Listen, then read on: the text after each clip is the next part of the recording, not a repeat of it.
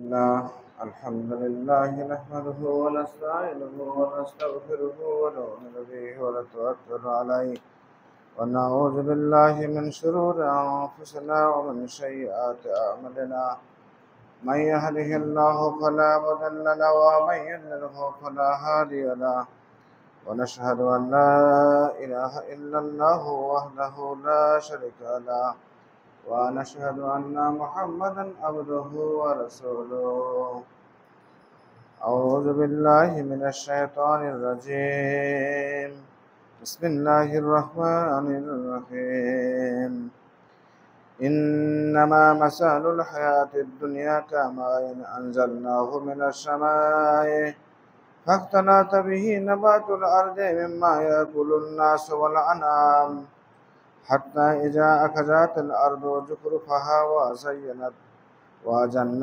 أهلها أنهم قادرون عليها أتاها أمرنا ليلا أو نهارا فجعلناها حصيدا كأن لم تغن بالأمس كذلك نفصل الآيات لقوم يتفكرون. عن ابن مسعود أن النبي صلى الله عليه وسلم نام على حصير فقام وقد أسار في جسده فقال ابن مسعود يا رسول الله لو أمرتنا أن نبسط لك وأن نعمل فقال ما لي وللدنيا وما أنا والدنيا إلا كراكب استجل تحت شجرة ثم رها وتركها رواه أحمد والترمذي. উপস্থিত আজকের জুম্মার সম্মানিত মুসল্লিবৃন্দ, প্রশংসা আল্লাহ পাকের, আলহামদুলিল্লাহ। দরুদ তাসলিম হযরত মুহাম্মদ মুস্তাফা আহমদ মুস্তাফা সাল্লাল্লাহু তাআলা আলাইহি ওয়াসাল্লামের প্রতি। আল্লাহুম্মা সাল্লি আলাইহি আল্লাহুম্মা বারিক আলাইহি। আলহামদুলিল্লাহ, ঝঞ্ঝা বিক্ষিপ্ত বর্তমান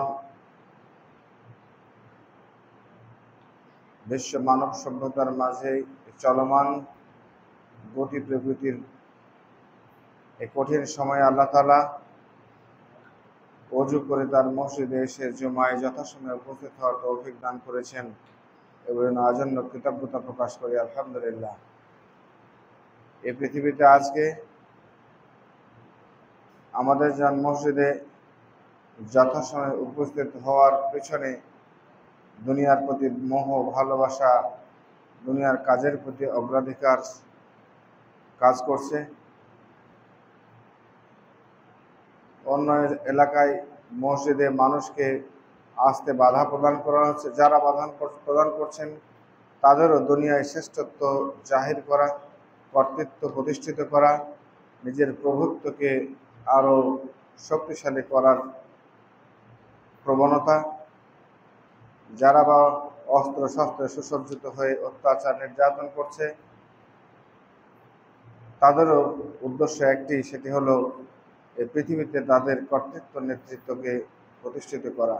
সব মিলিয়েই মূল উদ্দেশ্য দাঁড়াচ্ছে পৃথিবীর প্রতি, পৃথিবীর ভালোবাসার প্রতি, নেতৃত্বের প্রতি, ক্ষমতার প্রতি, মিথ্যা বা সত্য যেদিকেই আপন দৃষ্টিভঙ্গি হোক, অসত্য জীবন ব্যবস্থা প্রতিষ্ঠার মাধ্যমে পৃথিবীর প্রতি মোহ বা ভালোবাসার যে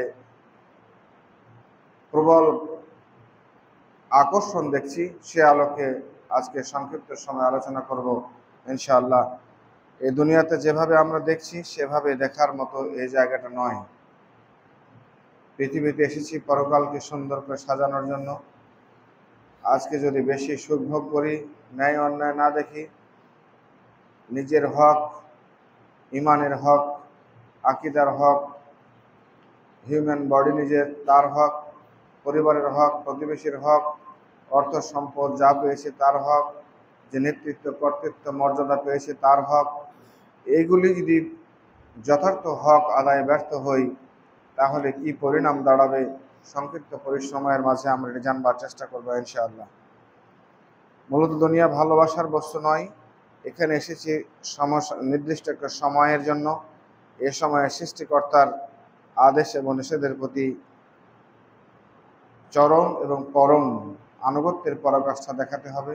বিনিময়ে আমরা কাঙ্ক্ষিত লক্ষ্য, তার পক্ষ, আল্লাহর পক্ষ থেকে ক্ষমা এবং কাঙ্ক্ষিত আনন্দের জায়গা জান্নাত পাবো, সেটি আমাদের প্রত্যাশা হওয়া উচিত।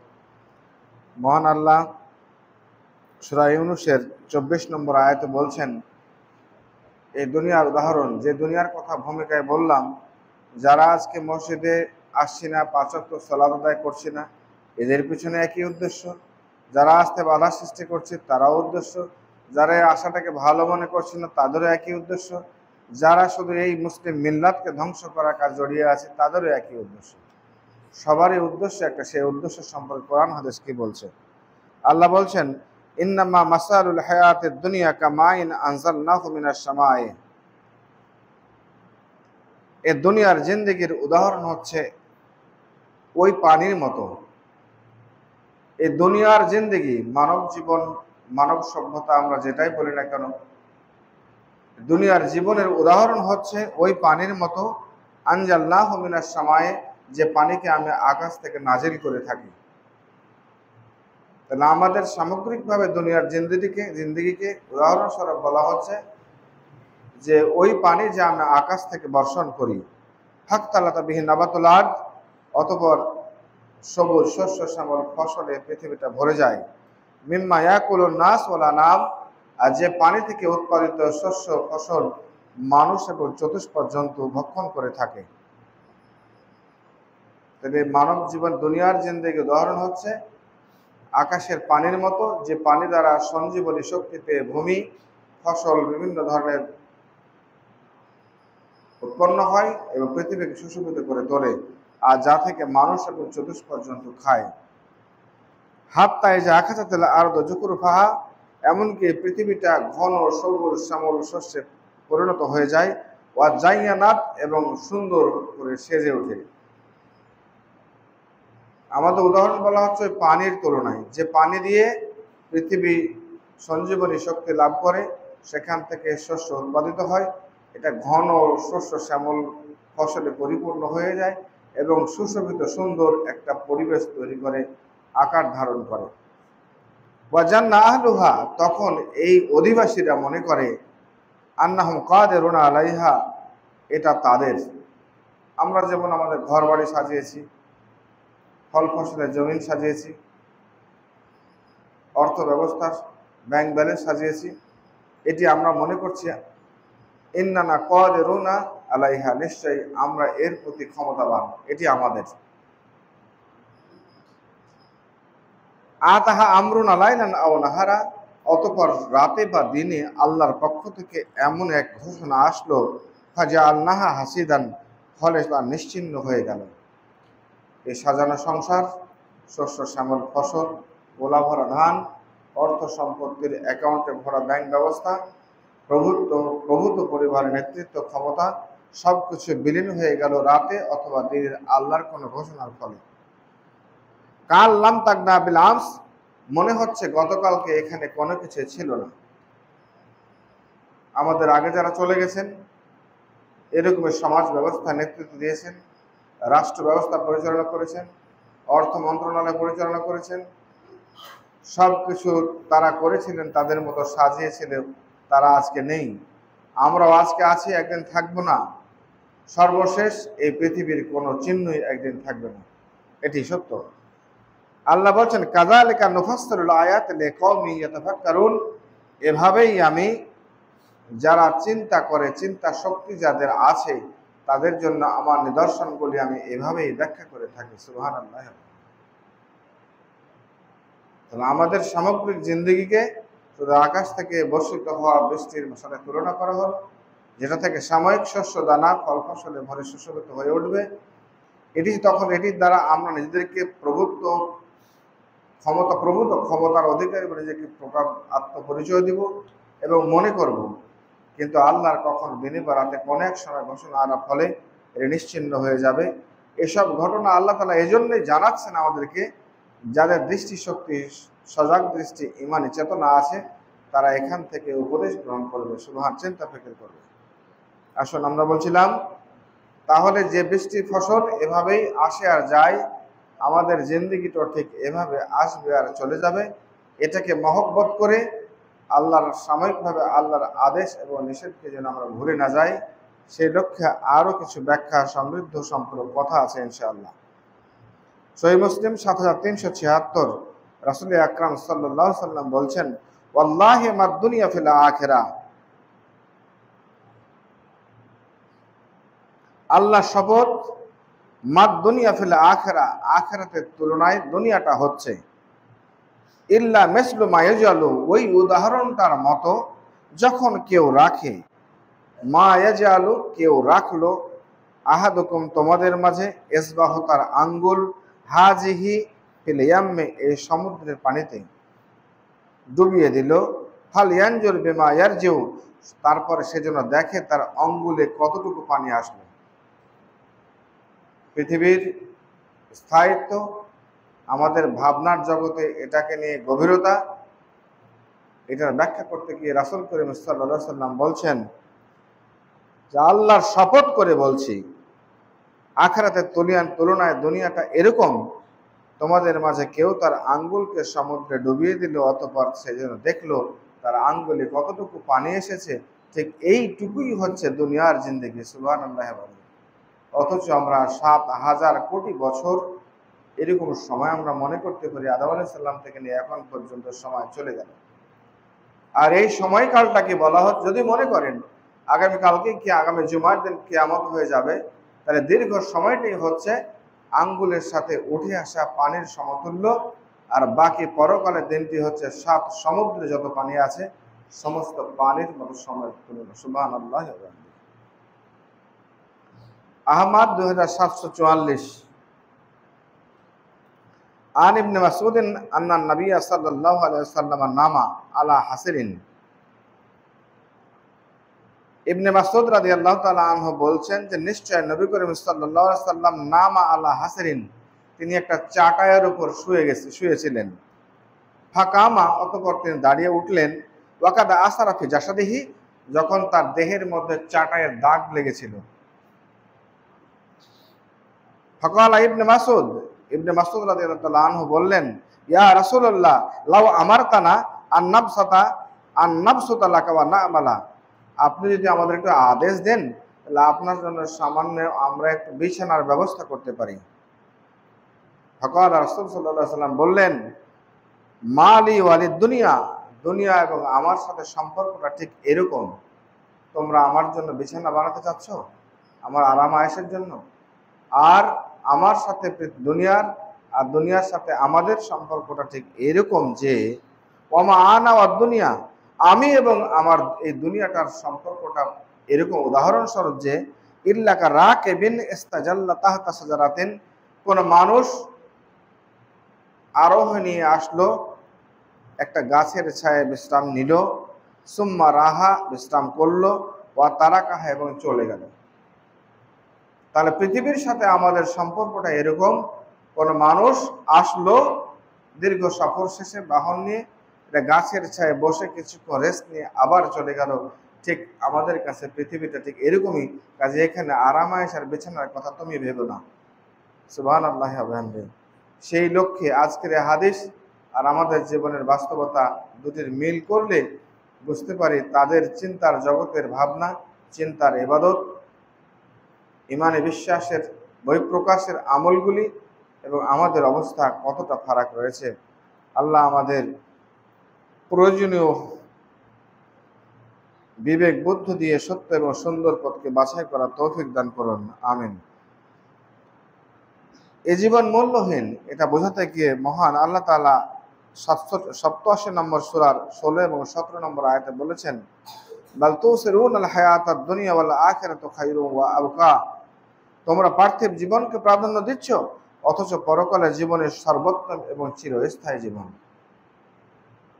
তাহলে বলছিলাম ভূমিকায় আজকের আমাদের পশ্চাদপসরণ, এ জাতির পশ্চাদপসরণ, এ মুসলিম মিল্লাতের পশ্চাদপসরণ, সব কিছুর পিছনে মূল যেটি কারণ সেটি হচ্ছে দুনিয়ার প্রতি ভালোবাসা, মোহ, ক্ষমতা, লোভ, লিপ্সা, বেঁচে থাকার আগ্রহ, অনন্তকাল সুস্থ থাকার আগ্রহ, সীমাহীন এই ভালোবাসার যে মানসিক অবস্থা, সেটার সঙ্গে আজকের আলোচিত কোরআন এবং হাদিসের সঙ্গে আমাদের মিলানো অতীব জরুরি। সহিহ মুসলিম 7607, জাবের রাদিয়াল্লাহু তাআলা বলছেন যে রাসূলুল্লাহ সাল্লাল্লাহু আলাইহি ওয়াসাল্লাম একটি কান কাটা মৃত বকরীর বাচ্চার নিকট দিয়ে অতিক্রমকালে বললেন, আইয়ুকুম ইউহিব্বু আন্না হাজালাহু বিদিরহামিন, আইয়ুকুম তোমাদের কেউ কি ইউহিব্বু পছন্দ করছো আন্না হাজালাহু বিদিরহামিন এই কান কাটা মরে যাওয়া ছোট্ট ছাগলের বাচ্চাটাকে 1 দিরহাম দিয়ে কিনে নেবে। ফাকালু তারা সাহাবী আজমাইনরা বললেন, মা নুহিব্বু আন্নাহু লানা বিসাইয়্যিন, আমরা চাই না, পছন্দ করি না যে 1 দিরহাম দিয়ে এটিকে আমরা কিনে নেব, কোনো কাজে লাগবে আমাদের। ক্বালা, আল্লাহ রাসূল বললেন, ফা ওয়াল্লাহি লাদ দুনিয়া আহওয়ানু আলাল্লাহি মিন হাযা আলাইকুম, আল্লাহর কসম করে বলছি দুনিয়াটা আহওয়ানু অধিক নিচু মানের মূল্যহীন আলাল্লাহ আল্লাহর নিকট মিন হাযা আলাইকুম তোমাদের কাছে ছাগলের বাচ্চাটা মৃত বাচ্চাটা যেমন মূল্যহীন 1 পয়সা দিয়ে হাফ পয়সা তো নিবা না, ঠিক সমস্ত পৃথিবীটা আল্লাহর কাছে এর চাইতেও মূল্যহীন। সুবহানাল্লাহ।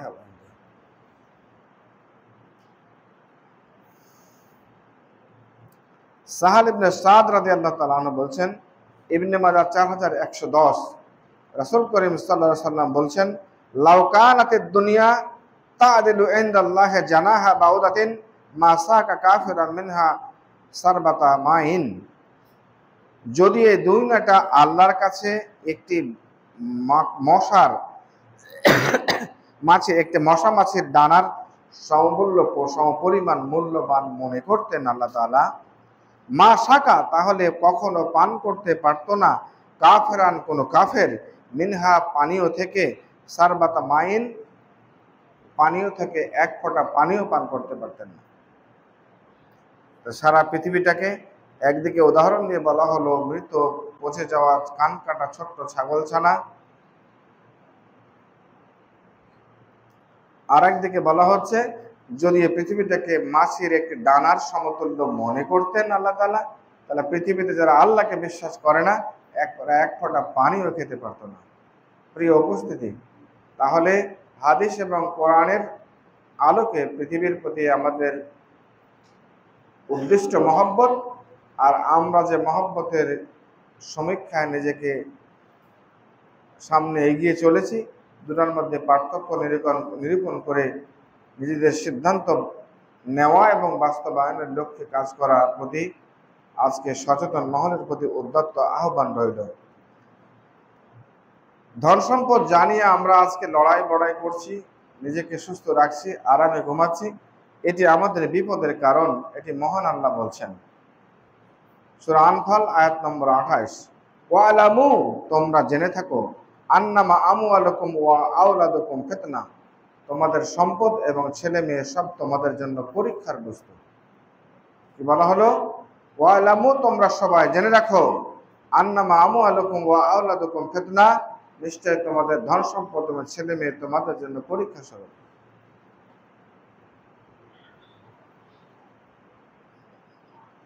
ওয়া আন্নাল্লাহা ইনদাহু আজরুন আযীম, আর প্রকৃতপক্ষে আল্লাহর কাছে রয়েছে মহা পুরস্কার।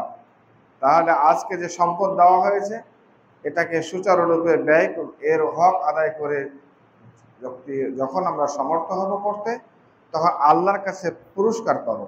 যে সন্তান আল্লাহ তাআলা দিয়েছেন এই সন্তানকে প্রতিপালন, শিক্ষা দীক্ষা, এর জন্য সম্পদ তৈরি এবং সংরক্ষণ যা কিছু করব তা যদি আল্লাহ রাসূলের নির্দেশিত পন্থায় হয়ে থাকে, তাহলে অবশ্যই এর বিনিময়ে আল্লাহর কাছে বড় পুরস্কার পাবো বলে আল্লাহ তাআলা বলছেন। দুটি সতর্ক, একটি সাবধানতার সঙ্গে খেয়াল করা উচিত। এই দুটি জিনিসকে আল্লাহ বলছেন পরীক্ষার বস্তু, সম্পদ এবং সন্তান, আর শেষে বলা হচ্ছে প্রকৃতপক্ষে আল্লাহর কাছে মহান পুরস্কার রয়েছে।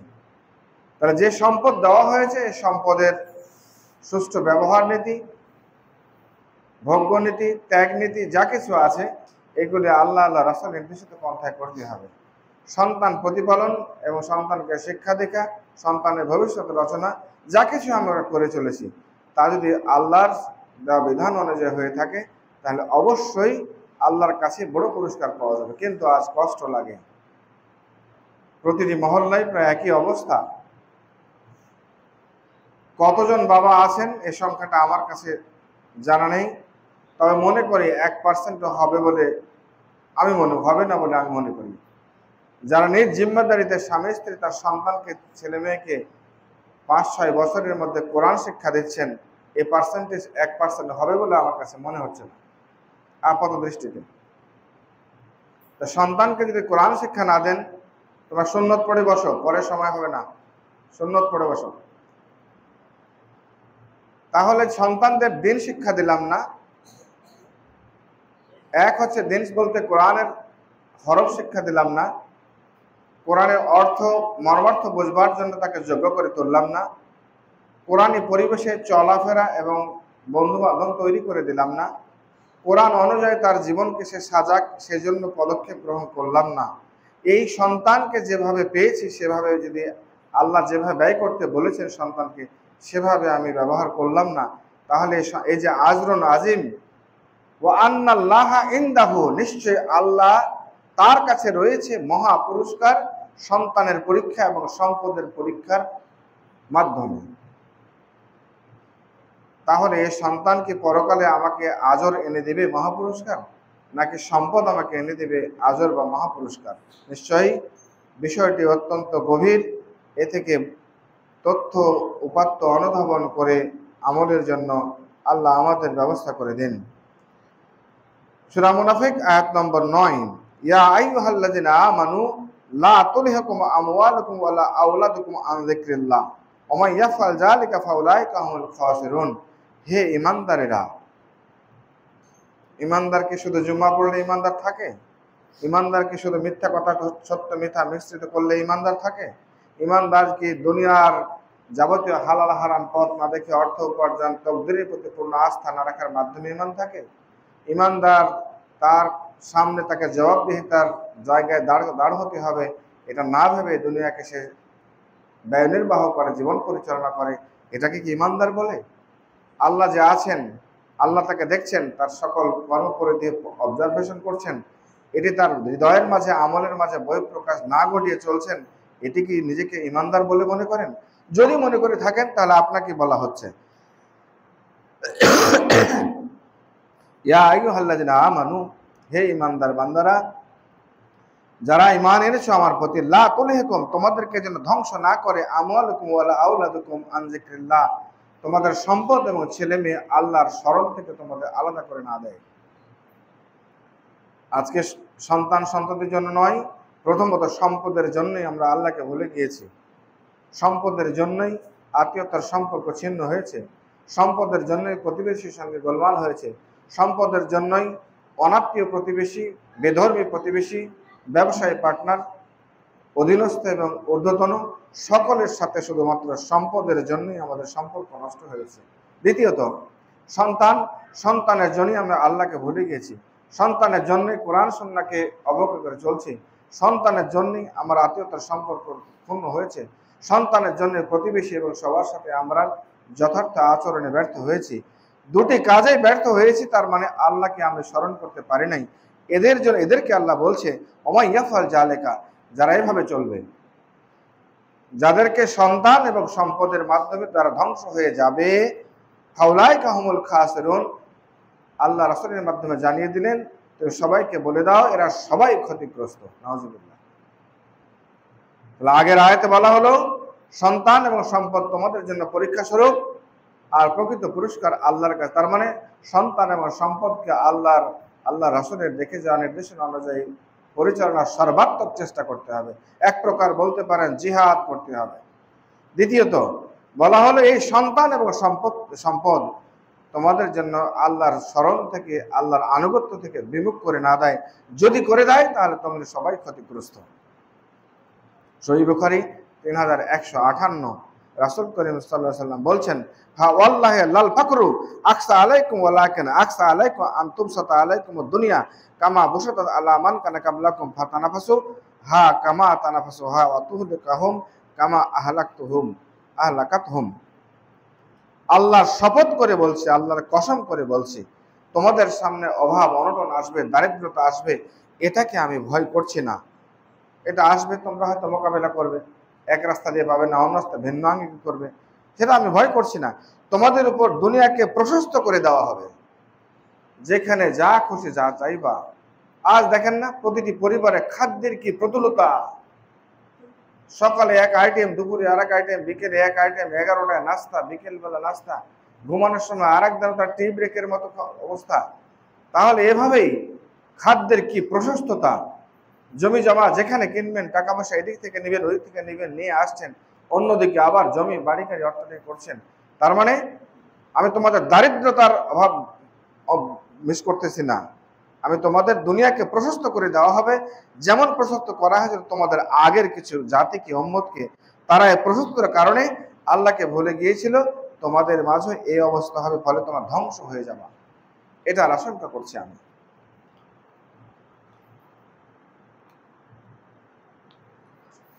সহিহ বুখারী 2887, রাসূল আকরাম সাল্লাল্লাহু আলাইহি সাল্লাম বলছেন, টাকা পয়সার পূজারী ধ্বংস হোক। কি বলছেন?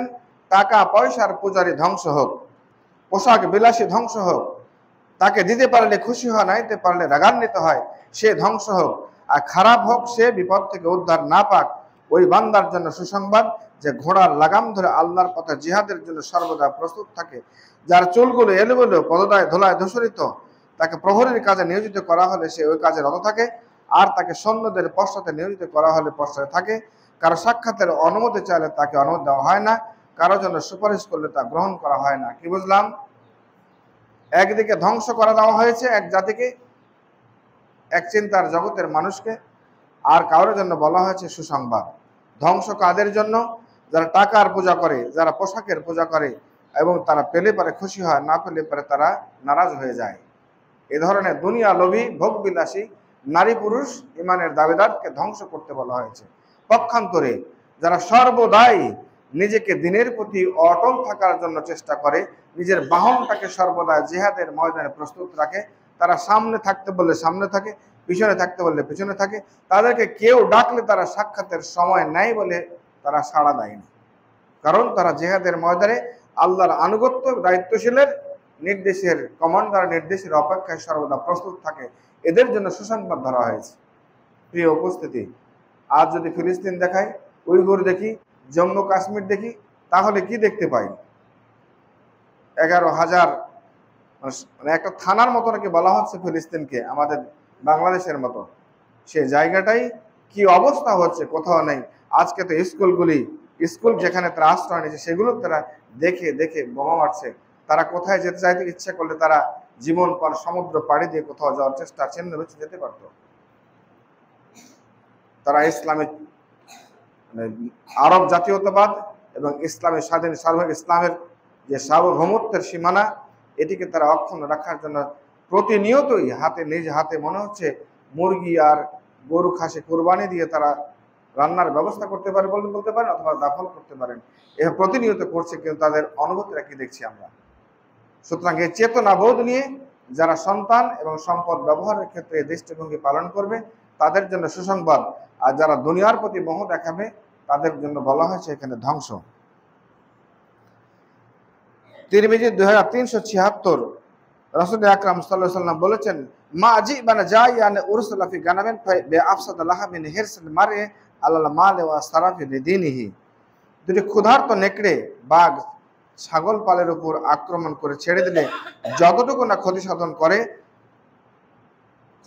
করে না, যতটুকু কোনো ব্যক্তির ধন সম্পদের মোহ ও মর্যাদার লালসা তার দিনের ক্ষতি করে থাকে। একটা প্রচন্ড ক্ষুধার্ত নেকড়ে ছাগল পালের উপর ঝাঁপিয়ে পড়লে যে ক্ষতিটা করলো, একটা মুসলিম ইমানদার মানুষ সম্পদের প্রতি, নেতৃত্বের প্রতি লোভ থাকলে তার চেয়ে ওই ছাগল পালের নেকড়ে বাঘের আক্রমণের চাইতেও বহুগুণে ক্ষতির সম্মুখীন হতে পারে। সহিহ তিরমিজি 2336, রাসূল আকরাম সাল্লাল্লাহু আলাইহি ওয়াসাল্লামকে বলতে শুনেছি, কাব ইবনে ইয়াদ রাদিয়াল্লাহু তাআলা আনহু বলছেন, ইন্না লিকুল্লি উম্মাতিন ফিতনা ওয়া ফিতনাতু উম্মতি আল মাল। প্রত্যেকটা জাতির জন্য এক একটা পরীক্ষা ছিল, আর আমার জাতির পরীক্ষার জন্য পরীক্ষার অন্যতম বস্তু হচ্ছে সম্পদ। আজ এই আলোচিত কোরআন এবং হাদিসগুলোর সাথে নিজের চিন্তার জগতের, নিজের বাস্তব জীবনের সাথে মিলিয়ে দেখলে আমরা দেখতে পাবো প্রত্যেকটি আয়াতের কাছে আমরা পরাস্ত হয়ে গিয়েছি, প্রত্যেকটা হাদিসের কাছে আমরা পরাজিত হয়ে গেছি। প্রিয় উপস্থিতি, আজ একবিংশ শতাব্দীর কথিত সভ্য জগতের জুমার মাধ্যমে আপনাদের সামনে পৃথিবীকে কিভাবে দেখব, কিভাবে দেখা উচিত, এই শিরোনামে যে কোরআন এবং হাদিসগুলি আলোচনা করা হলো, এটি আমাদের জন্য যথার্থ অর্থে আমরা মনে করি প্রত্যেককে চিন্তার খোরাক যোগাবে। আবু দারদা রাদিয়াল্লাহু তাআলা আনহু বলেন, রাসূলুল্লাহ সাল্লাল্লাহু আলাইহি ওয়াসাল্লাম বলেছেন, সূর্য উদয় হওয়ার সাথে সাথে তার দুই পাশে দুজন ফেরেশতা ঘোষণা দিতে থাকে। সূর্য উদয় হলেই তা জিন ও মানুষ ছাড়া আর সকল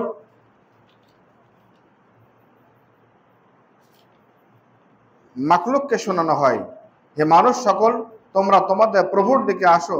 শুনে রাখো যে সম্পদের প্রাচুর্য আল্লাহ তার স্মরণ থেকে গাফেল বা উদাসীন করে রাখে, তা অপেক্ষা প্রয়োজন মাফিক স্বল্প মালের সম্পদ এবং উত্তম। তাহলে খেয়াল করুন তো, প্রতিনিয়ত আমাদের জন্য সূর্য উদয় হলে একজন ফেরেশতা এই ঘোষণা দিতে থাকে, আপনার জন্য, আমার জন্য, আমাদের সবার জন্য। যারা ইমানের দাবি করি প্রত্যেককে ফেরেশতারা বলেন, আর এই কথাগুলো জিন এবং ইনসান শুনতে পায় না, বাকি সকল সৃষ্টি শুনতে পায়। কি বলা হয়? হে মানুষ সকল, তোমরা তোমাদের প্রভুর দিকে আসো। শুনে রাখো যে সম্পদের প্রাচুর্য আল্লাহ তার স্মরণ থেকে তোমাদেরকে উদাসীন করে রাখে, তা অপেক্ষা প্রয়োজন মাফিক অল্প মালই উত্তম। অন্যত্র আল্লাহ রাসূল বলেছেন, আল্লাহ উম্মারজুক আলে মুহাম্মাদিন কুতান, হে আল্লাহ, তুমি মুহাম্মদ সাল্লাল্লাহু আলাইহি ওয়াসাল্লামের পরিবারকে পরিমিত খাবার দাও। তাহলে আমাদেরকে কিভাবে সম্পদ এবং নেতৃত্বকে ব্যবহার করতে হবে তার সুস্পষ্ট ধারণা এখানে আমরা পেয়ে গেলাম।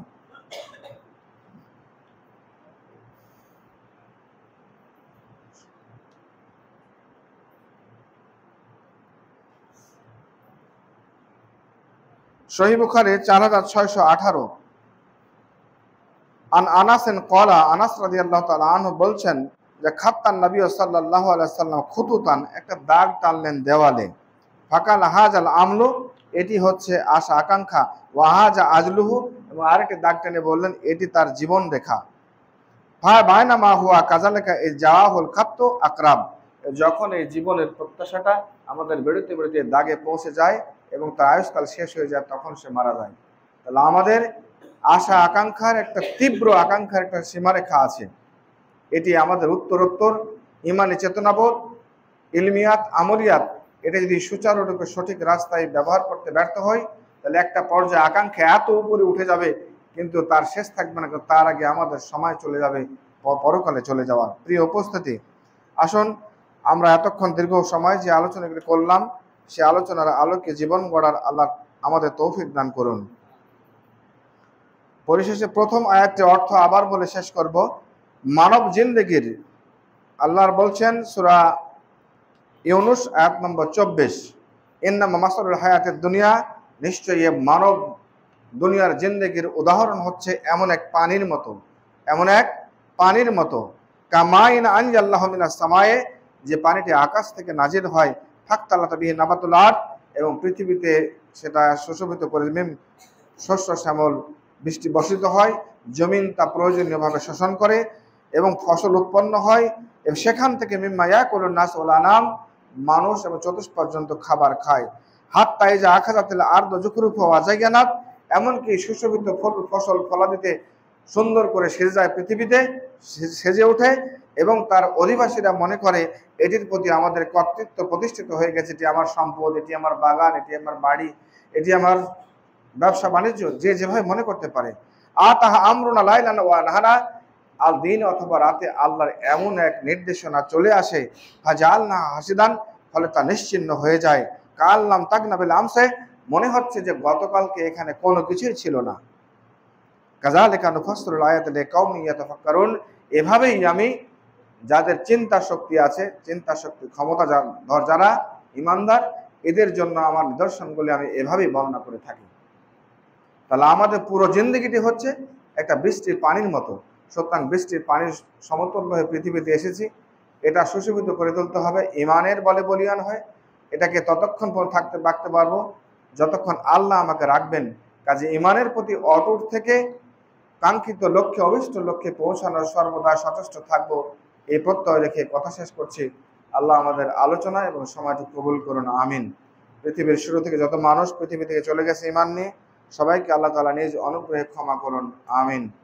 যারা দিন প্রতিষ্ঠার কাজে আঞ্জাম দিয়ে পৃথিবী ত্যাগ করেছেন, সবাইকে আল্লাহ তাআলা শহীদ হিসেবে কবুল করুন, আমিন। আজ যারা সারা পৃথিবীতে কোরআন সুন্নাহ অনুযায়ী দিন প্রতিষ্ঠার কাজে আঞ্জাম দিয়ে চলেছেন, বক্তব্য লেখনী অথবা সশরীরে রাজপথে ঘরে বাইরে যেখানে সেখানে থেকে সবাইকে দিনের উপর অটুট থেকে ধৈর্য ধরে টিকে থাকার তৌফিক দান করুন, আমিন। আমরা যারা এখানে আছি, আমাদের প্রিয়জন যারা দুনিয়া থেকে চলে গেছেন, সকলের জন্য ক্ষমা চাইছি। আল্লাহ তাদের কবরকে তুমি আরামের জায়গা করে দাও, তাদের ভুল ত্রুটি সব ক্ষমা করে দাও, আমিন। রব্বুল আলামিন, এই পৃথিবীর নাম না জানা হাজারো স্থানে তোমার প্রতি ঈমান আনার কারণে জুলুম নির্যাতনের শিকার হচ্ছে। হয় জালেমদের তুমি হেদায়েত দাও, না হলে তুমি গায়েবী শক্তি দিয়ে তাদের ধ্বংস করে দাও, আমিন। রব্বুল আলামিন, যারা আহত হয়ে কাতরাচ্ছে সবাইকে ঈমানের উপর টিকে থাকা তৌফিক দান করুন, আমিন। আমরা যারা এখানে আছি, আমাদের ইচ্ছায় অনিচ্ছায় ঘটে যাওয়া সকল অপরাধ স্বীকার করছি। আল্লাহ তুমি আমাদের সবাইকে মাফ করে দাও, আমিন। মৃত্যুর আগ পর্যন্ত ঈমানের উপর বলিয়ান হয়ে টিকে থাকার তৌফিক দান করো, আমিন। আজকের এই কথাগুলি মেনে চলা, আজকের এই সময়টুকুকে কালকে আমাদের কঠিন দিনে মুক্তির ওসিলা হিসেবে কবুল করুন, আমিন। আসসালামু আলাইকুম ওয়া রাহমাতুল্লাহ।